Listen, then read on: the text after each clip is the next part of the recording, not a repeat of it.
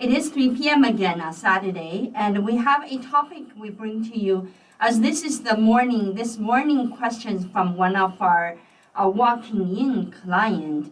And it is already at the end of the year, so a lot of questions about what to do between now and December 30th and whether there's still going to be things they can do to save taxes. So let me kind of go through what I have in mind, and I'll tell you that not a lot of things hinged upon that December 30th date.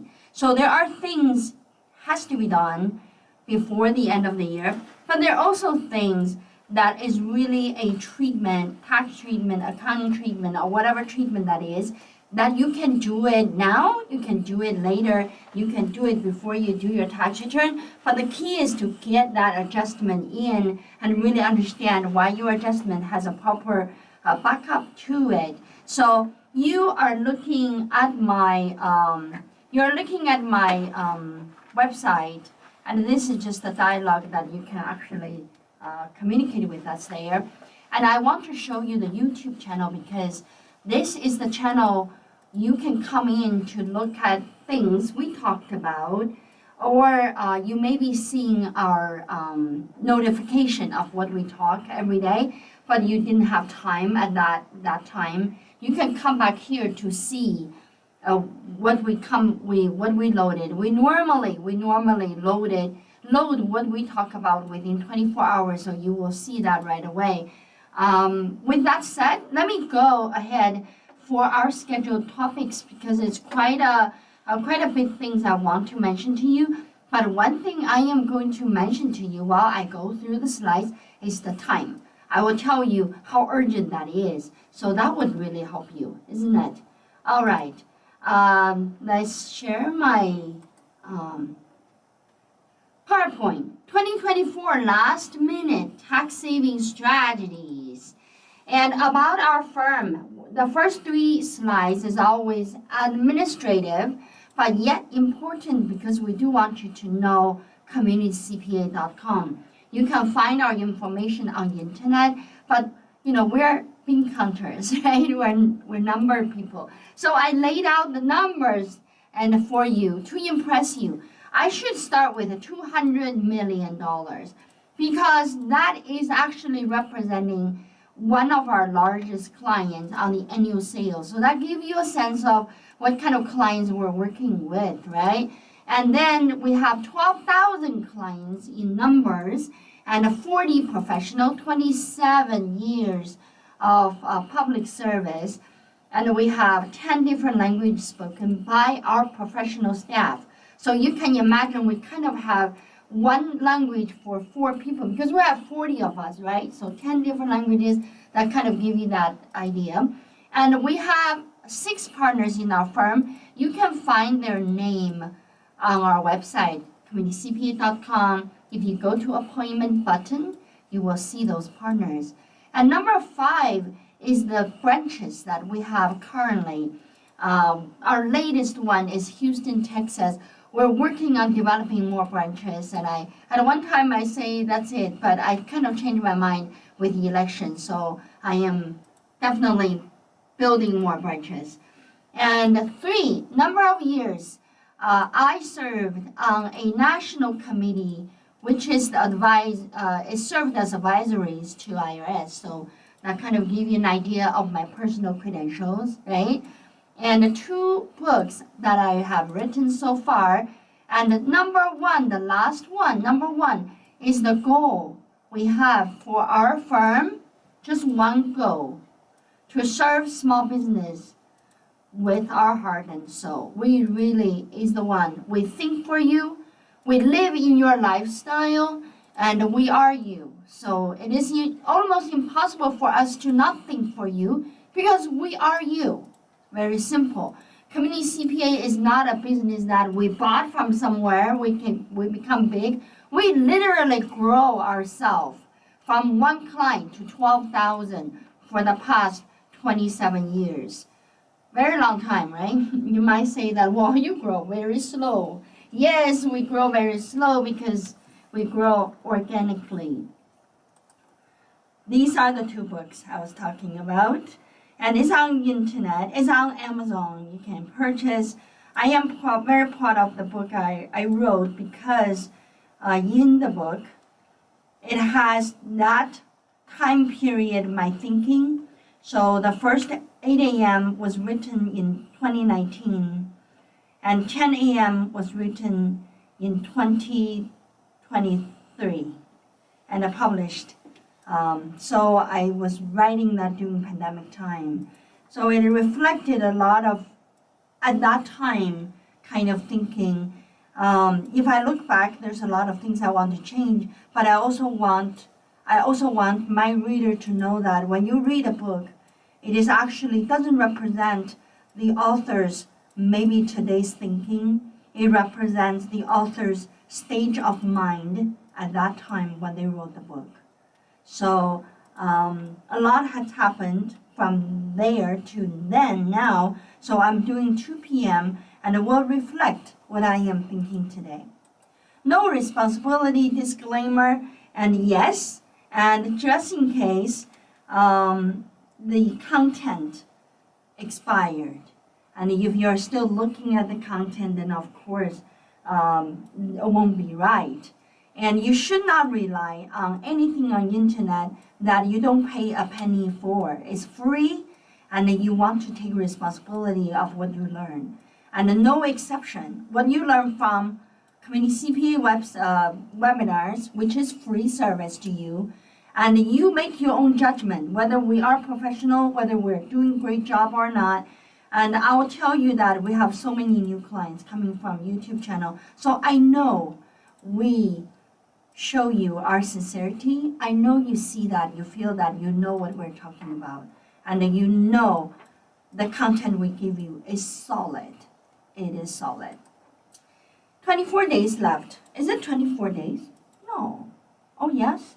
24 days left before December 31st. Is that December 31st, 2024? Okay, so the end of the year. Let's think about the 3 things. I just want to give you the slides. So when we talk about tax saving, and you can't escape these 3 big thinking. You think about your income, and you want that to be less. If you made a lot of money, you want to figure out how to make it less. And you want to think of your expenses. And if you made a lot of money, you are ready to pay taxes, you want to have more expense so you can lower your tax liability. You think about your structures, and because whatever you have may be just causing you to pay a lot of taxes, so you are thinking, maybe I shouldn't be in this way anymore, or whatever you're thinking, right? So let's dive in that a little deep, but it's kind of give you that while we are talking. Of course, there's also specific things I will mention, but all of these, and then think about your income, right? There are things gonna be, you do it before the end of the year. There are also things that you don't have to worry about it for now. Same thing with expense, for sure with tax structures. So let's just talk about it. And what about my income, right? So one key concept I want to bring to you is unearned revenue. So in tax and accounting world, unearned revenue refers to the payment a business received from its customer before they're actually earned, meaning that it's prepaid. Like, for example, a training company, when they do training, they charge the tuition fee for nine months training, but they already charge $9,000 in the very beginning, and saying that if you're sick or anything, something reasonable, then we refund you. Otherwise, you paid, even if you didn't finish your 9 months classes and you're not being refunded, right? So, but you haven't even supplied that service yet. So you haven't really done your 9 months training. So that's your unearned. You didn't earn it, right?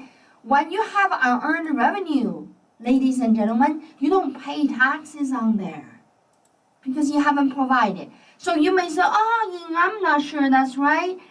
What if I'm in cash method? If your cash method accounting is even irrelevant, you should not even count the unearned revenue because it's just not your income, right? But if you're accrual, then you need to understand the difference between unearned and account receivable. When you did the work already, and a client didn't pay you, you have account receivable. Am I right? You want to receive that money. If you're in cash method, you don't even need to report that as income, even though you did the work. Client didn't pay you because you didn't get money, so you don't report as income. But if you're accrue method, of course you're going to report it because you already did it. You already have that as an account receivable, but they're not unearned. Am I right? So the difference, the difference here is that you didn't really work. So that's your liability, ladies and gentlemen. Don't confuse yourself for that. You got the money, good job, but not income, right? This is what I want to tell you. So now, let's say you're at the end of the year and you heard my webinar and you're like, I do have unearned revenue. Do you need to do anything right now? No. You don't worry about passing December, the year end, because you just want to be on the financial statement to adjust that number, right? So that is the accounting adjustment. It's not really something you spend or you don't spend or you make or you don't make. It is unearned revenue. All right? This is the key point I want to talk to you about income. And about expense. The expense is a little tricky. So of course you will hear your tax people goes, oh my God, you're gonna pay so much taxes. Go ahead spending more money, buy things. And buy depreciable asset, right? Those depreciable asset, they are bonus, they have this, in 2024 we still have bonus depreciation. That's 60% of, qualified properties. And you also have section 179. That is 1.22 million. 1.22 million, you can deduct up to that amount. So I don't want you to become a tax expert.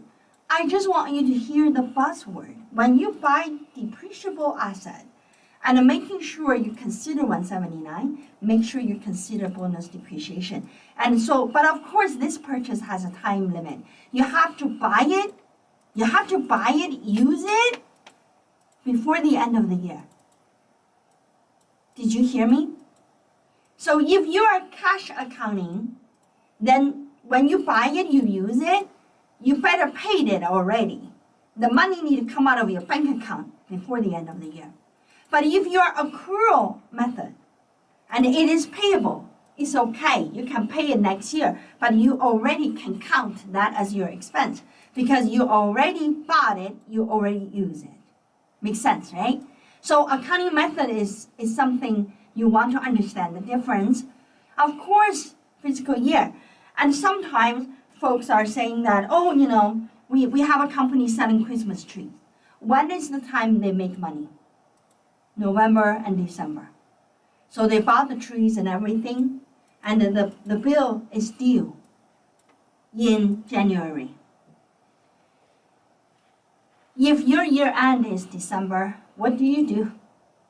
You actually have expenses from January, which you are paying last year's Christmas tree, and then you have income from the year end, so you probably had a lower expenses from last year because this year when you buy Christmas tree, the price went up, right? Thanks to Trump, everything will go up, so that would not be an exception, okay? Congratulate you, because as American, we voted Trump, didn't we? And we love it, and the price go up. Let's just see it go up. And then we have, you basically doing accounting with the income on the bottom, but accounting expenses, that was lower from last year. Of course you pay more taxes. And you deserve to pay more taxes. You look for paying more taxes. You enjoy paying more taxes.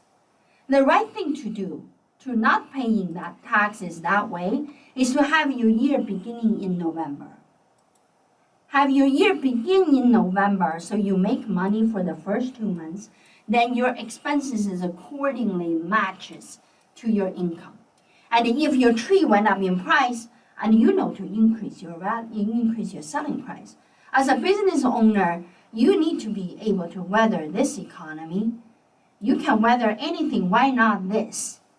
If you got things more expensive, And don't feel sorry, just raise your price. Consumer are the one suffers. The single mothers out there with 7 kids, they suffer, but who cares about them? There is no worries on that economy. And you do what you need to do. All right? So fiscal year is important, folks. Didn't you hear me? And you want to make sure that you got your year right. Inventory write-off. And in December, I would encourage, this is time sensitive. All the business owners, as long as you have inventory, I want you to count your inventory. I'm not saying that you have to go to third party and get to charge a bunch of money to count inventory. No. You count it your way. Your way may be walking around your aisles and, estimate all of them and draw a big picture and putting in the dollar amount of every aisles you have, and you count your inventory. Because counting that inventory will help you to write them off. Some of those inventories, maybe you don't want to keep them on your balance sheet and run them into expense. There you go, and you would have more expense than you'll pay less taxes, right? Asset write-off. Bunch of asset. Which asset you don't touch anymore? Do they still have book value? Write them off. Get your expense, right? And utilize 481A. Well, I don't have a good name for this one because this 481A is like a accumulated deduction for 1 year of all the prior year mistakes. Does that make sense to you? And you just need to kind of know that there is a tax code out there, allow you to change your accounting method. And then, accounting method doesn't mean cash method, accrual. It can be mark to market, and it can be depreciation method. And, changing depreciation method from straight line to bonus, that's an accounting method change. Those changes, and you can utilize the code, the section 481A, and give that deduction into this year. So those are not time sensitive. They are not. You can do that in January. You can do that before you file your tax return in September and October. But as long as you got that accounting right, as long as you calculate it and know what needs to be done. So out of all of these I was mentioning to you right now, purchase is sensitive and inventory count is sensitive. Other than that, everything else can wait. It's not a December task. Especially if you have holidays, gatherings and things with families, those are stressful too. Don't you agree with me? All right, about tax structures. This is your next level tax saving tools. I am not going to go through all of this right here. We don't have that kind of time. But I give you a webinar that I have done 2 years ago. It's called Tax Strategy for Your Business. In here, I talk about structures. And I'll tell you what structures save what taxes. So I would encourage you to listen to that. And I say it is your next level. That just means that it is something that you want professional to get involved with you. And don't just do it on your own unless you are a tax professional. You know exactly what I'm talking about.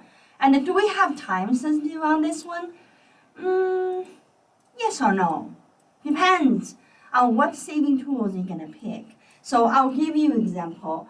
And for example, if you are identifying partnership, passive, non-passive, things like that, maybe not sensitive because you just want to make sure that when you file your taxes in September or in March, and you mentioned to your tax preparer that to examine whether the members are passive or non-passive and active, so the passive investors or passive member do not have to pay additional taxes on their distribution.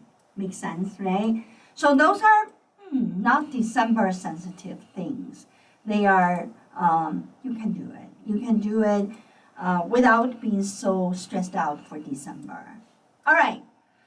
Now, couple of things I want to mention now, and we have about 8 more slides. But these 8 are ideas. I want to give that to you because they are important for tax saving. Some of them sensitive to time, some not. So I will just give you the timetable for sure. maximize your retirement contributions, right? And then this one, the employer-sponsored plan, the contribution as much as possible to your 401k or your 403b plan before December 31st deadline. See, that one is actually has a timeline. Contribution may be tax deducted, reducing your taxable income for the year. So the reason they're saying maybe is because contribution has a limit, and the employer-sponsored plan, employer actually use the census data, like the employee data, to calculate how much the employer can put into each one of these plans. In fact, our firm, we do that every year. We have a 401k profit sharing plan and a cash balance plan. So those plans we calculate and we make contribution. We for sure make what we call self-deferral contribution and the safe harbor contribution before December, because that is belonging to the deduction of the part of the payroll expense, right? But the company match piece, it is the one that we actually can contribute before tax filing. So that means the cash don't need to come out, can go into 2025, but the deduction can happen on the tax return for 2024. So for that, I want to say to the employer who has cash balance plan and the profit sharing 401k plan like community CPA, and then you know that the profit sharing and the employee deferrals need to go in before December 31st. That's time sensitive. But the employer portion of profit sharing and also the cash balance plan contribution, they are not time sensitive for December. You can do that next year, but for sure before you file your tax return, right? And you have, if you are doing IRA, the individually, and you have April 15 to contribute, consider making the maximum contribution, okay? If you are over age 50 and you have $1,000, you can catch up. So make sure you do the 7,000 if you are younger than 50, and you do 8,000 if you are actually older. Those are not time sensitive. Don't get stressed out. You can still save money to April and make that contribution at that time, but don't forget to tell your tax preparer, because they don't know you did that, okay? You need to tell them. All right, that is one thing. And the other one is called tax loss harvesting. Harvesting means collecting, right? You finally collect them. Like, our Halloween is festival. Trick or treat is part of the harvesting celebration, and in China is the Moon Festival, is actually symbolizing harvesting. So it is getting it. So tax losses sometimes hides in your tax return, and if you're not really actively looking at your return, you may be accumulating those losses you don't even know. But one of the losses, people are more sensitive to it, is on the investment side. When you receive the 1099-B, where you did a stock investment online trading, then you have a loss. And you know that you can only claim $3,000 loss on that. The rest of the loss, you're going to take forever to claim. I have a client with $3 million loss. Okay, so he was asking me, well, I can only deduct $3,000 a year. Are you telling me that I'm going to live 1,000 years? I'm just like, well, maybe. Technology advance. People like President Trump and Elon Musk, I am pretty sure they have 3,000 years life. And I'm so guarantee you. So they're actually in their younger age right now. They're going to be president for the rest of their life, which means a couple thousand years. With that thinking, I told my tax person that you're just not so special, really. and your life is cut off at 100. So if you don't think of harvesting your losses early, you're gonna just lose that loss, and because you're dead already. And with that said, we need to put our heads together, figure it out, right? Figure it out how to harvest the losses. And this is something that there's so many ways to do it, folks. And it would take me another hour to give you examples. And a very quick example is that you figure out how to create capital gain. When you have capital gain, your losses would be offset. The one you got capital gain, you don't pay taxes, right? Or you figure out how to have passive gain. So to offset your passive losses, do you realize that if you have a rental property under Schedule E and you lose money, but you never really see the losses coming through to be offsetting your income, and you don't see a penny, never mind about $25,000 a year. And if you are one of those who wonders what's going on with my taxes, why am I not able to deduct losses from my rental property, that is because your other income is too high. So that means that you got disallowed for passive losses. That means you've been accumulating losses somewhere on your tax return. And then make sure you see them and you face them and you treat them. To treat those losses, I do need a professional to get involved, and I just want you to go home, look for losses on your tax return. They normally should have a carryover losses summary on your sheet. If you don't see it, but you felt like you have it, then just bring your tax document to your tax preparer or to community CPA, and we'll discover that for you. Maybe the good news is that you don't have any tax loss harvesting need. That would be nice, but if you do, it is a huge way to reduce your tax liabilities. All right, and be really mindful for people who are over age 73, because if they have retirement saving, they have this required minimum distributions. These are taxable, right? These are taxable.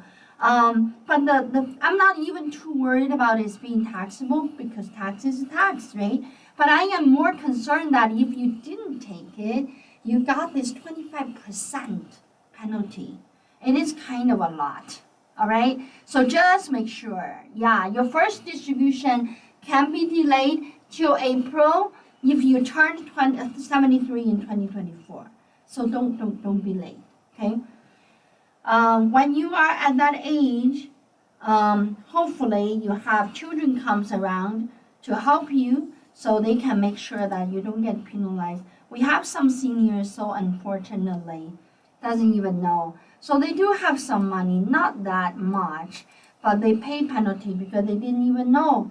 They turned 73, and one of the clients was actually telling me that, because nobody really mentioned about the birthday, so she didn't know she turned 73. Sad, right? That's how sometimes life can be. Life can be cruel for those people with nobody else around them. I have a lot of sympathy, single mothers, single fathers, and the people who are really struggling through. And then you have these tax world, just don't have any sympathy for anybody. It's hard to swallow. So with that, I think this is kind of what I said from beginning, that one goal, because we are in it. We understand the kind of life people are going through. So we have seen that. And some of us, me personally, I'm not a single mother, so I don't experience that, but I have seen enough, very many, so I understand. I knew how difficult that is. So with that said, if you are that way, no kids, no relatives, you turn 73, hopefully you heard this webinar, and don't forget to get your required minimum distribution. Your financial institution who holds your money and retirement should send you a letter already. But if you also don't look at your letter, then, could be a big penalty. Charitable contributions. Consider making charitable contribution. That's one way to reduce your taxes, but it has a sensitive time mark. The time mark on that is the end of the year. Because most of us, when you claim charitable contribution, you put that on the Schedule A, right? Schedule A is 1040. 1040 is cash-based, is individual, and the fiscal year is January to December, so you have to have that money go out of your bank before the end of the year. But I want you to think this one further. If you're a business owner, you can have your own charitable contribution. You can have your own charitable contribution goes into your own charitable organization. Think about that. Okay? And, 17 years ago, I and two other business owners, we formed a nonprofit organization called Immigrant Entrepreneur Summit. It is going strong, and it has already, it started in Iowa. Right now it is in Illinois and in Minnesota. So this nonprofit is something that I believed in. So as a way to say charitable contribution, I do my contribution, and so I give to the nonprofit. And I, of course, as a firm, we give to nonprofit everywhere, we see. But, individually, as a person, and I do my contribution to this nonprofit that I initiated back 17 years ago and still going strong. So that is where you can connect your contribution to what you believe. You don't have to, charitable contribution to some organization you don't even know what they're doing with your money, right? So just make sure, that is time-sensitive contribution you can do, okay? Make sure you work on that. And you can, of course, explore qualified charitable distribution if you're over age 7.5. I actually have clients, high-ranking, politicians in the country and doing QCDs. So, if you felt like, I'm over 70 and too much money for me, and wanting to do some good cause, that's the way to do it. It reduces your tax. Okay, time sensitive again, right? Education saving contribution 529, time sensitive. You have to do it before December, okay? Before the end of December. And normally it's only have tax saving on the state at the state level. It doesn't have it on the federal level. Okay, so both spouse can contribute to that one child. So it can amount to quite a bit of money. And knowing that if, say, your child rebellious, just don't go to college, and wanting to just not go to college, and then you can actually work out a Roth IRA for the beneficiary, for the child, under certain conditions. So these are the things. It's not like you put in the funds, you stock. There's no other way to spend it. You can take it out, pay 10% penalty, okay? But there's a way to move it out to, the tax savings that you have, you already deducted on the state. So things to consider. Education saving contribution. And the review tax withholding and estimated payment. That is also important before the end of the year. And this is time sensitive. You have to pay your estimated payment on time, early, to not have penalty related to estimated tax payment. Folks always ask, why do I have estimated tax payment? I didn't have it last year. Yeah, you didn't have it last year because last year is the first year you owe taxes. Once you owe taxes at the time you're filing taxes, then you start estimated payment route. You have to. All right? So make sure to review your withholding. Look at your W-2. I had one client and was getting paid $70,000 a year. And W-2 withholding for federal tax was $200-some. Just absolutely wrong. So when we looked into it, why are you not withholding? And it turned out the bookkeeper doesn't know how to withhold. And they didn't know how to trigger it on the system. They have a mysterious system. They don't know how to do. So those are the things, if you review, you'll catch it. So at least next year you fix it, right? All right. And tax planning with community CPA is the ultimate, most effective, most relevant solution for you. Tax planning.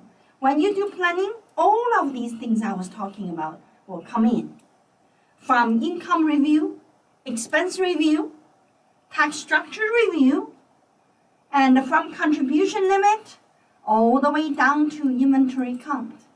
And we knew what to do to get you right. And remember, IRS don't give you any award for paying tips. Just don't even try to pay tips. Just pay your fair share. But if your fair share were miscalculated because your tax knowledge is not there and the treatment was not there, it's your problem, isn't it? Because all of these things are available everywhere, on internet, everywhere. But you are the one stopping yourself from finding it right. And don't tell me that, I always overpay taxes, so I'm safe. IRS not gonna audit me.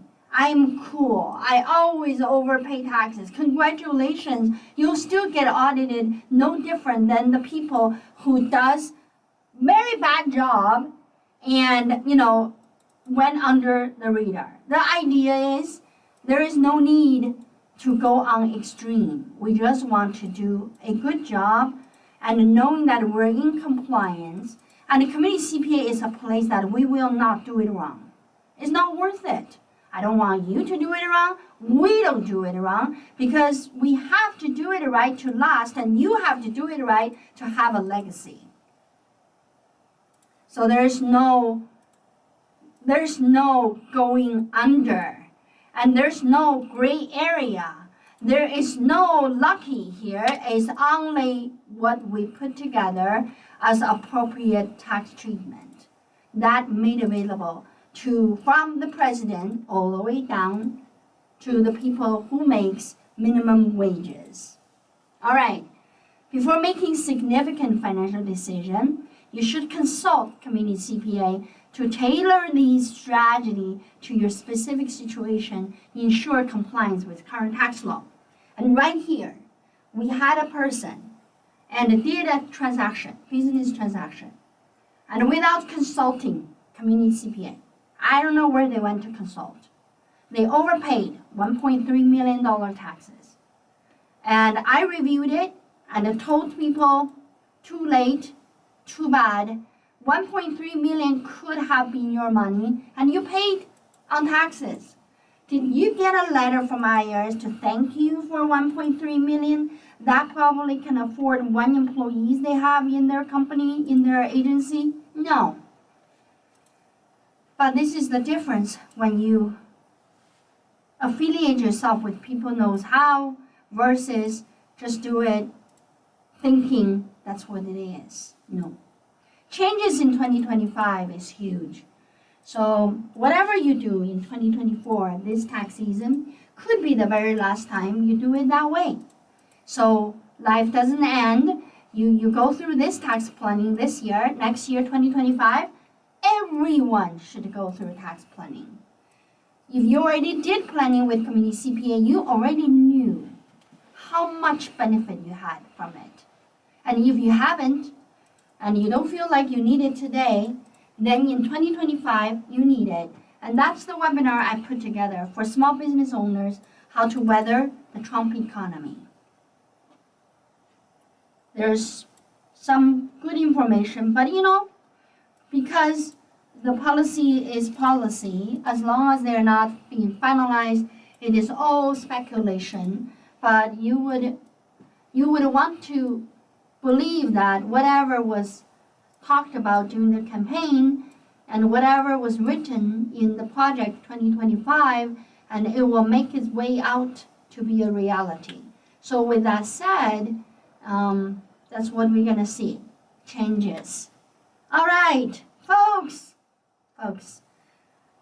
this is the list of our partner. Every one of them so knowledgeable, okay? And if you look at the name, goes, whoa, they just don't look like those knowledgeable people's name. You're wrong. You're really wrong. I have the shortest name, but I have not met another person on tax strategy side can compete with me.